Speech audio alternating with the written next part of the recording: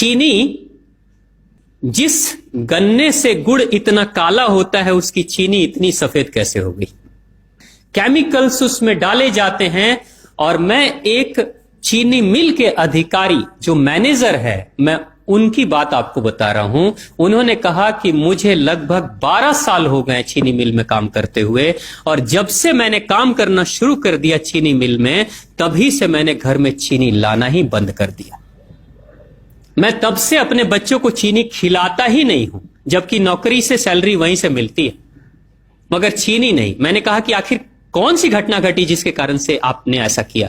तो उन्होंने बताया एक छोटी सी घटना, कि चीनी मिल में जो ये पानी निकलता है ना चीनी के बनने के बाद, उस प्रोसेसिंग में जो पानी निकलता है, उस पानी में वो सारा केमिकल भी मिक्स रहता है, और उस पानी को चीनी मिल वाले लोग अक्सर एक टंकी में जमा करके रखते हैं। ये सभी चीनी मिल वालों के पास में होता है, आप भी कभी जाएंगे तो आपको भी पता चलेगा। वो टंकी में वो पानी रखा जाता है, लेकिन रोज रोज प्रोसेसिंग हो रहा है, रोज चीनी बन रही है, रोज बहुत सारा पानी आ रहा है, तो आखिर कब तक? एक टंकी की क्षमता है ना, कितने दिनों तक वो टंकी खाली रहेगी? भर जाती है, भरेगी तो फिर क्या करेंगे? खाली करना है। तो क्या किया था चीनी मिल के लोगों ने? सोचा कि छोड़ो ना, अब कहां जाएंगे उसको फेंकने के लिए कहीं दूर, क्योंकि अब उतनी बड़ी टंकी जिसमें हजारों गैलन पानी है, उसके लिए ट्रांसपोर्ट में कितना खर्च आएगा, तो बेहतर होगा रात के अंधेरे में कहीं खेत में डाल देते हैं।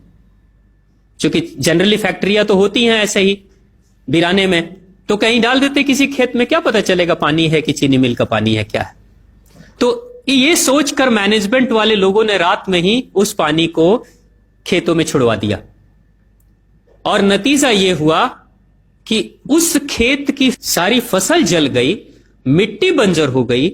और जब किसान पता करने लगा कि आखिर क्या हुआ मेरे खेत में, जब चेकअप कराया वो मिट्टी का, तो पता चला कि इसमें तो चीनी मिल का जो वेस्ट मटेरियल है वो डाला गया है। तब उसको खबर मिली कि हां, किसी स्टाफ ने बताया कि हां, हमारे चीनी मिल से ही पानी डाला गया था आपके खेत में, और पूरी मिट्टी बंजर हो गई। उसने केस कर दिया और चीनी मिल वाले को मुआवजा देना पड़ा लाखों रुपए। तभी से वो स्टाफ कहते हैं कि जो मिट्टी को बंजर कर दे वो इंसान के शरीर में जाए तो क्या करेगी। उसी के बाद से मैंने अपने घर में चीनी लाना बंद कर दिया। और सच्चाई है, लगभग अगर आप देखेंगे तो अंग्रेजों के आने के समय अंग्रेज पहला चीनी मिल इन्होंने भारत में ही लगाया था।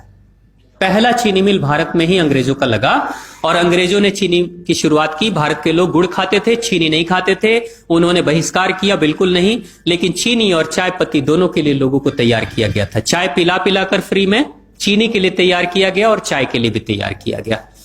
अंग्रेज ने जब से यह शुरू किया है, और पिछले 50 वर्षों से हमारे समाज में चीनी खाने का प्रचलन बहुत तेजी से बढ़ा है, और उसी समय से भारत के लोगों के बच्चों के शरीर में कैल्शियम की कमी होनी शुरू हो गई है। अगर कोई मां, अगर कोई बहन जो गर्भवती हो, गर्भकाल के दौरान अगर चीनी का सेवन अगर कोई बहन कर रही हो, तो चांसेस ज्यादा होते हैं गर्भपात होने के। कोई मां अगर बच्चे के जन्म से पहले 1 साल पहले से ही चीनी छोड़ दे और सामान्य भोजन करे, अपना ही दूध बच्चे को पिलाए, और कम से कम 5 साल तक बच्चे को चीनी ना खिलाए, खुद को चीनी ना खिलाए, उस बच्चे को कभी भी ऑस्टियोपोरोसिस की समस्या नहीं हो सकती। कैल्शियम की कमी उसके शरीर में कभी नहीं होगी। चीनी जब जाती है आपके शरीर में, तो बाहर जब निकलती है तो अकेले नहीं निकलती, कैल्शियम लेकर निकलती है। चीनी कैल्शियम लेकर निकलती है, हड्डियों को गलाकर निकलती है। और जिसके शरीर में कैल्शियम की कमी हो जाती है, उसके शरीर में मैग्नीशियम, पोटेशियम, आयरन सबकी कमी हो जाती है।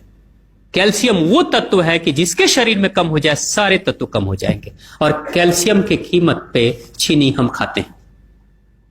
भारत, पाकिस्तान, बांग्लादेश, नेपाल, ऐसे कुछ देशों के अलावा दुनिया के बहुत सारे ऐसे राष्ट्र हैं जहां चीनी का इस्तेमाल ही नहीं होता। आज भी चीनी खाते नहीं, बहुत सारे देश नहीं खाते बिल्कुल।